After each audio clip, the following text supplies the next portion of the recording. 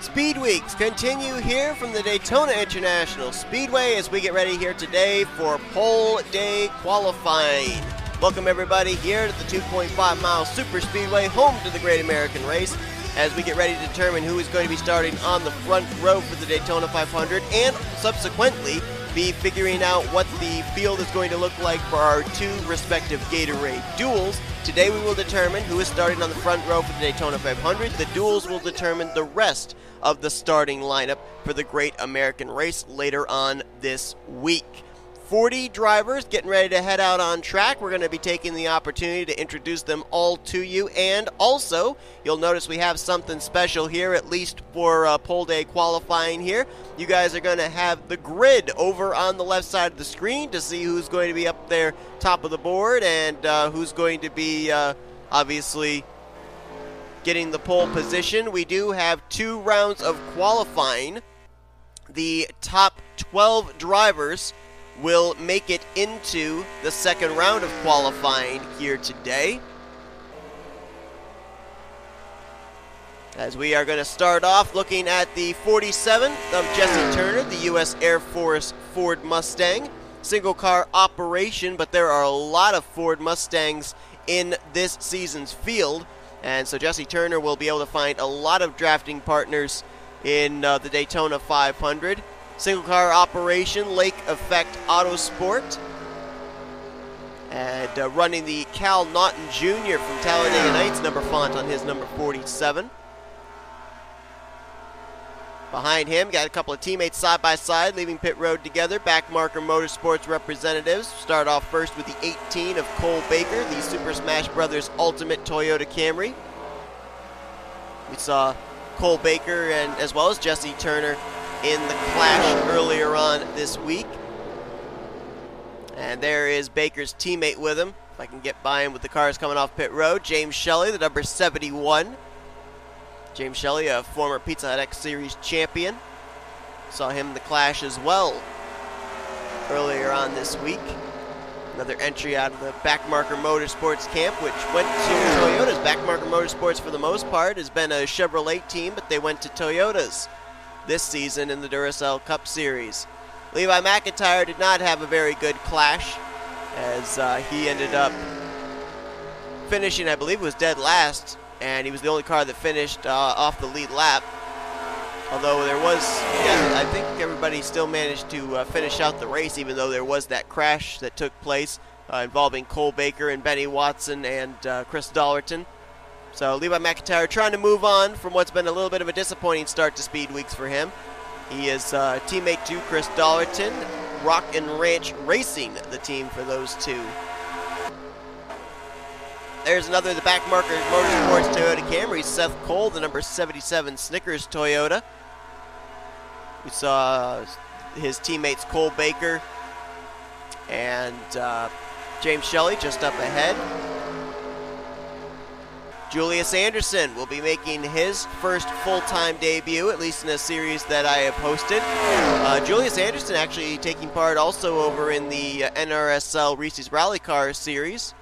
But it'll be the first time that, at least in my experience, I'll be seeing him in a Cup car. I know that Julius Anderson is a mainstay driver over in the Chick-fil-A Cup series over on Napa Fans channel. So it'll be nice to see what he can do over here in a league sanctioned by the NNSCRA. William Brock over with Northeast Motorsports this season. Even though he is an Easterner, he is not a Northeasterner. William Brock out of Georgia. However, the two team owners for Northeast Motorsports are out of the Northeast, hence the team name. The very familiar SunTrust livery on his number 88 this year. Got a pack back here being led by Matthew Rodriguez. The Fun Dip Chevrolet. If Matthew Rodriguez wins the Daytona 500, I fear all of the Fun Dip in the convenience stores around the Daytona area, because they will probably find their way up Matthew Rodriguez's nostrils. Nonetheless, Matthew Rodriguez, an entry out of Michael Norman Motorsports this season. He's actually got a teammate right behind him there on the top side. Been a while since Matthew Rodriguez has actually been in a full-time Cup Series on this channel. Rodriguez is a former believe he's a former Oreo Truck Series and a former Mobile One Cup Series champion, if memory serves me correctly. There's his teammate Michael Norman, team owner for Michael Norman Motorsports. A little self-promotion there with the Budweiser All-Pro Series, which is in its 9th season, and I have actually been told that when it reaches season 10, that's the last season for the Budweiser All-Pro Series. So sad to be seeing that, but Michael Norman there, good run right now with his teammates, maybe getting a little bit of an experience. You got a whole bunch of Chevrolets in this pack here. As a matter of fact, all 6 of these drivers are Chevrolet Camaros. Another Michael Norman Motorsports car, so you got 3 of them all together here. That's Dylan Poteet in the number 31 Mountain Dew Baja Blast Chevrolet. Dylan Poteet is not a former champion, at least that I can remember over on this channel, at least in races that I've done, but I do know that a driver of his, Ryan Cooper, was a former Truck Series champion. That was back in the Oreo Truck Series. One of the cooler schemes, I think, here, Ryan Butcher, the former champion in the Skittles Super Speedway Series, now over with Northeast Motorsports in a full-time ride, piloting the number 24, the Gatorade Chevrolet Camaro, as he heads to pit lane here. Be interesting to see, especially what he does here at Daytona and Talladega, our restrictor plate track, since, as I mentioned, he ended up winning a series that pretty much completely revolved around super speedways. Looking at Vince Almriego here in the number 42, one of the 2 entries out of Sega Motorsports. Vince Almriego, actually a former winner in the aforementioned Skittles Super Speedway Series, so it'll be interesting to see how he does here this week at Daytona as well. He's sponsored by Target, but he's also sponsored by Hollister California, which is a clothing line, which is why he's got this kind of fabric-looking livery on his paint scheme here, kind of a plaid livery, kind of like a plaid shirt that you would probably get from Hollister, California. Austin LaPlante, the Ally Banking Chevrolet Camaro co-owner over at Northeast Motorsports. Austin LaPlante out of New Hampshire, and that's why the team name was brought up. The other team owner, Benjamin Miles, out of Rochester, New York. Catching up there on the 41 of Vince Almriego. We'll get to him in a moment, as we're looking here on the left side of the screen right now. Seth Cole and Julius Anderson currently would be sitting on the front row. Well, no, they wouldn't, because we actually have another round of qualifying. I don't know what I'm talking about. Matt Mcintyre here. He's the lone Michael Norman Motorsports car that's not up with his teammates. And of course, Matt Mcintyre, the Speed Weeks have started off great for him this week, as he went to victory lane in the Clash with that great pass on Kyle Matthews on the final lap in the one-lap shootout in the hashtag Daytona Dream 2019 GoFundMe Clash. So Matt Mcintyre riding a lot of momentum right now, though not in line to get into a transfer into the second round of qualifying. Right now he's 27th on the charts. Right behind him, Jose Mills out of Blue Oval Automotive, or BOA for short. The Kellogg's Rice Krispies, number 98. Jose Mills, we talked about the fact that Ryan Butcher was a former winner in the Skittles Super Speedway Series, as was Vince Almriego. Well, Jose Mills also, as a matter of fact, Jose Mills was in the battle for the championship in the season finale. He was one of the Elite 8 at the season finale at Canyonland with a shot of winning that championship. Came up just short, though. Got some teammates all working together here. All 4 of these Mustangs out of the Joanna Atwood Motorsports stable. The number 14 of Johnny Gardner, the Alliance Truck Parts Ford. Beautiful paint scheme, that bright yellow paint scheme on his machine. Right now, Gardner is 5th on the charts. There's his team owner going to the inside, James Qualls in the number 11. A lot of people kind of surprised to see Qualls in the number 11 rather than in a couple of numbers he's more familiarly known as, the 27 and the 70. However, neither one of those cars were available for the season. So James Qualls in the number 11. However, it does kind of make some sense if you've ever raced with James Qualls in an online race, and if you've ever tuned into a couple of offline series. James Qualls, I'm trying to remember which league it was in. I think it might have possibly been the Marble Studios Cup Series, but I'm not 100% certain. But I remember James Qualls at one point did actually drive the number 11 FedEx Toyota for a time in an offline series, so hence he's in the number 11. And James Qualls in an online league won the championship in the Steak and Shake Super Speedway Series, and that was in a number 6 Ford, so hence why he's in a Ford Mustang. Combine that with the Castrol GTX livery that we're very familiar with seeing him drive, and that's where you've got James Qualls' current ride that he is in here for this season. Right behind them, their other teammate there, Ryan Acosta in the number 10, the Slim Jim Ford Mustang.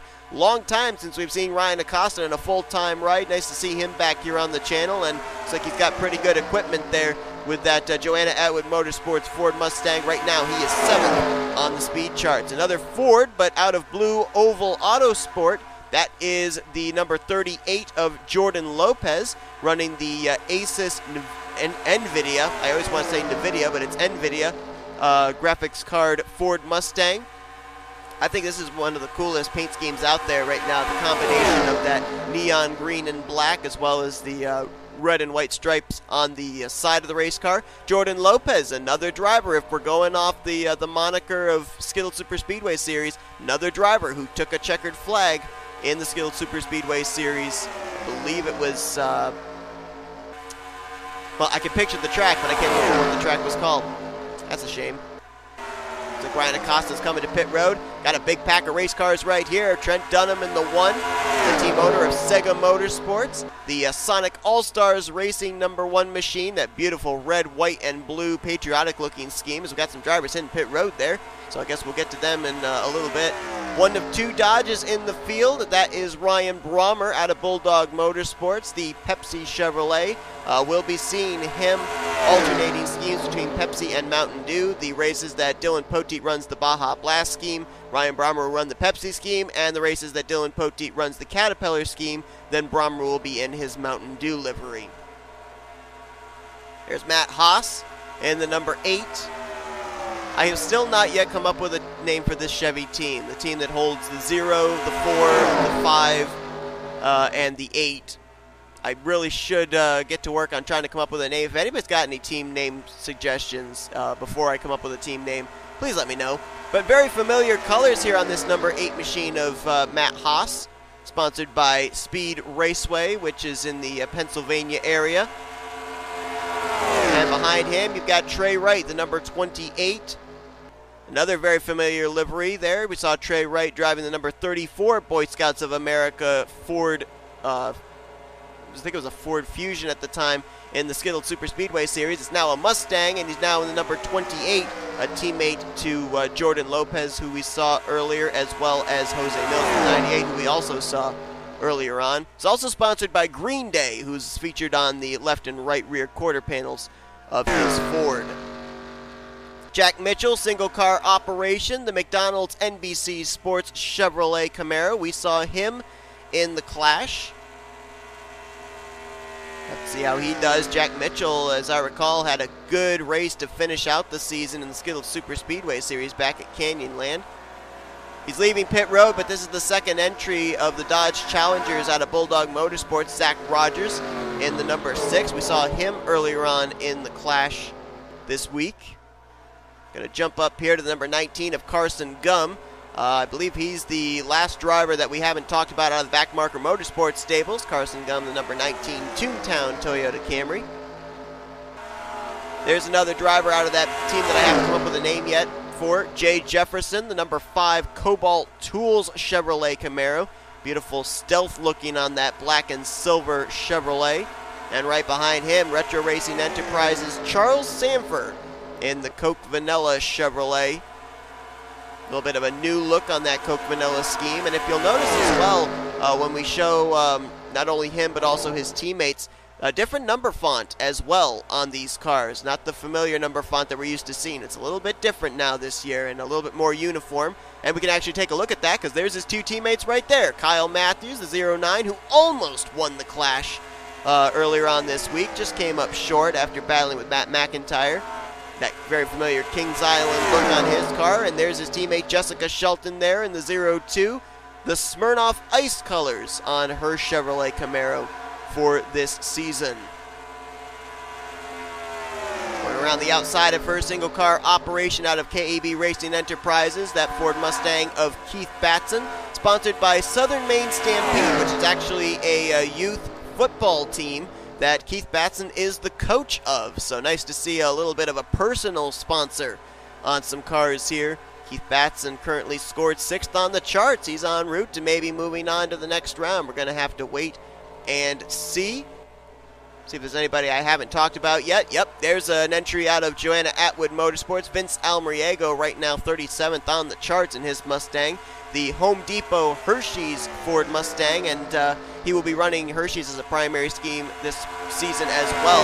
And I have to say, probably one of my favorite paint schemes. You guys will probably see it when we go to our second race this season. But for now, running the Home Depot colors in tribute to Tony Stewart as he's trying to get around Jesse Turner there in the 47. Team owner of Young Motorsports sits on pit road. Dylan Young, the Hooters Ford Mustang. We haven't seen him or his teammates yet here today. Right now, he is 18th on the charts, is Dylan Young. Benjamin Miles there in the number 25. Co-owner of the Northeast Motorsports. Miles in the Hertz number 25, a kind of a redone look. It's a very familiar scheme for those of you that have tuned into the Budweiser All-Pro Series because it's pretty much the same livery, but we'll see what Benjamin Miles is going to be able to do this season. Just up ahead, single-car operation, the Chevrolet Camaro of Carter Friesen. Number 37, Wendy's Chevrolet Camaro. It'll be interesting to see for these single-car teams who they're going to align themselves with. I mean, Carter Friesen, no doubt, has a lot of Chevrolets he can work with. Keith Batson and Jesse Turner have a lot of Mustangs they can work with. So it'll be interesting to see what alliances are made. As you've got there the number 12 of Adam Garcia, the Peak Performance Nintendo Switch Ford Mustang out of Young Motorsports. Really a lot of a different look for Young Motorsports than what we're used to seeing. Usually JT Bryant, Dylan Young, Cody Smart, they're usually like the mainstay drivers, but Dylan Young's the only driver that's a familiar face over with Young Motorsports this season. Chris Dollerton there in the 43 had a little bit of a issue, got involved in a wreck in the Clash earlier on this weekend, but right now out there trying to get himself into the top 10, 35th on the charts right now for the Chipotle Ford Mustang out of Rockin' Ranch Racing. I know there's a couple drivers we haven't talked about yet, and they're all in this group, it looks like. There's the 22 of Mitchell Collins, the third and final entry out of Young Motorsports. Also sponsored by Peak, but also Shell and Pennzoil. It'll be easy to tell the two Peak cars apart because Mitchell Collins is blue and yellow, and Adam Garcia is blue and red. Another car out of the team that I have not named yet. That's Diego Yepes in the number 0 Citgo Chevrolet. Diego Yepes having a pretty good stellar season at this current point in time over in the Reese's Rally Car Series. Single car entry of the Toyota of Benny Watson out of Otter Island Motorsports. The very familiar HERS paint scheme on that number 75. Not very many Toyotas in this field this season, aside from the 4 Backmarker Motorsports Toyotas, so Benny Watson will be interesting to see if he's basically going to be kind of like a satellite team or a satellite teammate to those Backmarker Motorsports Toyota Camrys or not. Kind of think it would be. I'd be surprised if he wasn't. And that might be everybody. We might have cycled through everybody and introduced everybody that's going to be taking part here in the first season of the Duracell Cup Series, and that is indeed the case. I think right here in this package where you're going to see a lot of those drivers that are going to be up there at the top. Right now, the drivers that would be in the transfer spots are Seth Cole, Julius Anderson, as well as Vince Almariego, William Brock, Michael Norman, Charles Samper, Johnny Gardner, Jesse Turner, Keith Batson, Austin LaPlante, Ryan Acosta, and right now James Qualls is in the final transfer spot as we currently run. And one thing I noticed right there is all 4 of the Joanna Atwood Motorsports cars are currently in transfer spots. Almariego in 3rd, Gardner in 7th, Acosta in 11th, and Qualls in 12th. So definitely they've brought some great super speedway cars to the racetrack. We're going to find Qualls. He's on pit road right now. 41.586 is currently what holds him in 12th, and that was actually the last lap that he just ran. So he's hoping that's enough to hold on and get himself into the next round of qualifying. Maybe somebody from this group might be able to do something. Dylan Young, William Brock, Zach Rogers, Ryan Brommer, Vince Almariego, and Dylan Poteet. I don't think there's any teammates in this pack. Oh, there is. Yeah, the 88 and the 24 are teammates. That time by, nobody was able to dislodge James Qualls. Right now, the man just on the outside looking in is the 38 of Jordan Lopez, who he is on pit road. And it looks like that's going to be it. Looks like the session is going to come to a close, and it will indeed be James Qualls getting the final transfer spot. Charles Samper down on the apron. Looks like that car, did he run out of fuel or did he just lose an engine? If he lost an engine, then he'll probably have to go to the rear in his respective Gatorade Duel. But that is it. Is it official? We have the 12 drivers that are moving on to the next round. So here is a look at the results of the drivers that did not advance to the second round and where they qualified here for this race. So 13th place is Jordan Lopez, which means that he will be starting in Gatorade Duel number 1. Zach Rogers, who qualifies 14th, will be starting in Gatorade Duel number 2. And then on down, the drivers that are currently in the even numbers will be starting the second Gatorade Duel. Drivers in the odd numbers will be starting in the first Gatorade Duel. We're going to have to follow up and find out about Charles Sanford, whether or not that was an engine going south or not, because if he's having to make an engine change, we're going to have to definitely look at that, because of the fact that Charles Sanford was one of the 12 drivers that would be moving on to the next round here to qualify for the pole position. So we will definitely keep you updated on that. It's going to be Seth Cole, Julius Anderson, Vince Almariego, William Brock, Michael Norman, Charles Sanford, ? Johnny Gardner, Jesse Turner, Keith Batson, Austin LaPlante, Ryan Acosta, and James Qualls battling for the pole position here for the Great American Race in the outside of the front row. Don't go anywhere. Round 2 of qualifying is coming right up. Getting ready here for our second round of qualifying, and this is going to be the round that determines who's going to be starting on the pole, who's going to start on the outside of the front row for the Great American Race, and subsequently who are going to be the respective pole sitters for the upcoming Gatorade Duels later on this week. Right now, it is definitely in the odds of the Ford Mustang camp, as all 4 of the Joanna Atwood Motorsports cars moved on here to the second round, as well as the Ford of Keith Batson and the Ford of Jesse Turner. We do have some Chevrolets that made it into the next round, including Charles Sanford, Michael Norman, Julius Anderson, William Brock, and Austin LaPlante. And we have only one Toyota, that being the fastest in round 1 of qualifying, that being Seth Cole in the 77. And no Dodges made it into the next round, as neither Ryan Brommer nor Zach Rogers were fast enough to get into the top 12. First 2 cars out on track are going to be a couple of the Joanna Atwood Motorsports Mustangs, not exactly leaving together. Johnny Gardner in the 14, James Qualls in the 11. Update on Charles Sanford in the 03. Remember, we were looking back before, wondering about, was he having a mechanical problem or not, and was that going to basically take him out of trying to run for the pole? Sounded like he wasn't under power heading into turn 3, and that was actually on purpose. Charles Sanford was locked into the next round of qualifying, so he just shut the car off and let it coast to pit road, trying to preserve that equipment, so that way he had it up to 100% here for the second round of qualifying. So that was actually planned on Charles Sanford's part, and so there was no disqualification, nothing like that. That's why he's here in the second round, and he is right now with Seth Cole, fastest in round 1, the lone Toyota to make it here into round 2, and right here is what they're going to have to do. They're all going to have to get themselves into 2, 3, 4, 5 car packs to make sure that they lay down the fastest lap. If you're all by yourself, you're not going to lay down a fast enough lap to start on the pole for the Daytona 500. Ryan Acosta, there in the 10, another of the Joanna Atwood Motorsports Fords. Austin LaPlante, he's by his lonesome right now. Couple of different manufacturers working together here. Chevrolet of Michael Norman, the Ford of Jesse Turner.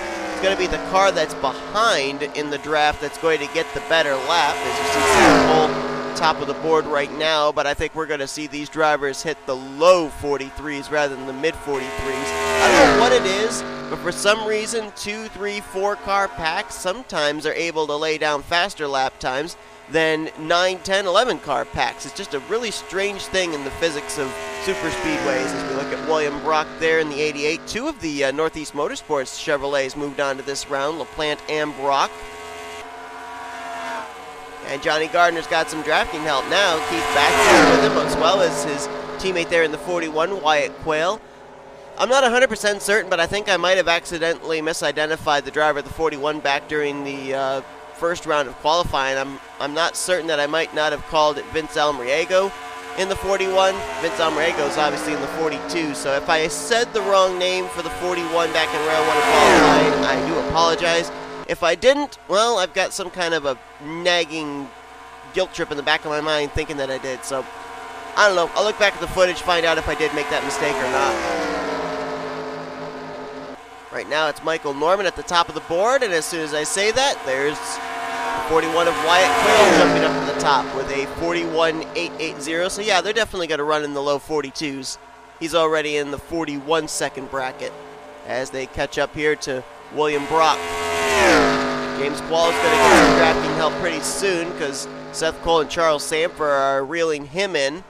They're side by side though, so that side draft is going to keep them both from getting the full potential of the speed that they can get. That's just not going to be good for either one of them. I mean, they're right now 6th and 7th on the charts. Still over 5 minutes to go here, so there is still a chance. Ryan Acosta right now, no drafting help whatsoever. Right now he is 12th of the 12 drivers out there. A couple of Chevys maybe working together here. LaPlante, who is 11th fastest on the charts. Julius Anderson, who right now is 8th. They're now going to get single file. We might see these two jump up to the top of the board if they can remain side by side. Or not side by side, nose to tail rather. I'd say that as I'm seeing side by side here between Jesse Turner and Michael Norman. I think right here is where you might find your pole sitter, at least right now for this lap. Batson, Quayle, Brock, Gardner. I think Gardner could go to the top of the board. Let's see if he does. No, it was William Brock. 41.222. He right now is top of the board. Well, I said that the odds are in favor of the Fords because half of the cars that made it here in the second round are blue ovals. But right now we have a Chevy at the top of the leaderboard. But look at this, Johnny Gardner now, the 4th car in this line. Look for him to get a really good lap time here. Right now 4th on the charts. Whoa, he tried to go around the outside of Brock. Brock couldn't cut him off. I don't know if that's going to hurt his lap time or not. And it's not up here. Did he just run the identical same lap time? He might have, actually, because it didn't change. It was a 41.142 last time, 41.142 this time. How about Keith Batson leading this group? He's now top of the board with a 41.022, about 2/100ths over Wyatt Quayle's 0.49. Oh, and he's going to maybe get a really good lap here because he might pick up the draft of Michael Norman and Jesse Turner just up ahead. Although he's pulling ahead of these guys. Nope. 41.052 for Keith Batson. And Johnny Gardner, top of the board. 40.996.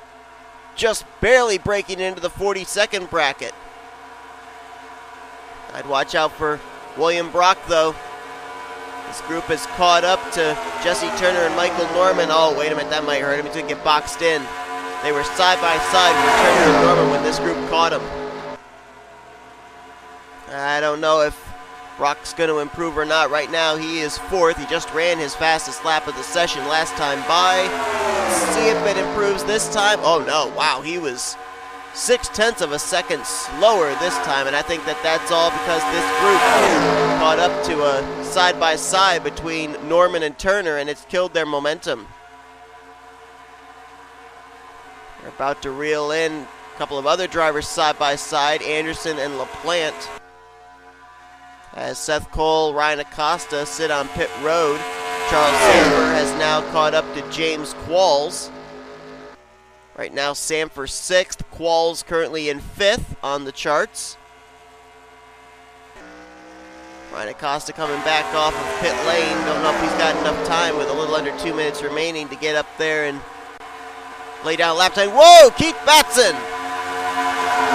Contact with Johnny Gardner, and that would have been huge right there if those two wrecked, because right now they are P1 and P2 on the speed charts. That would have been potentially our Daytona 500 front row wrecking here in the second round of qualifying.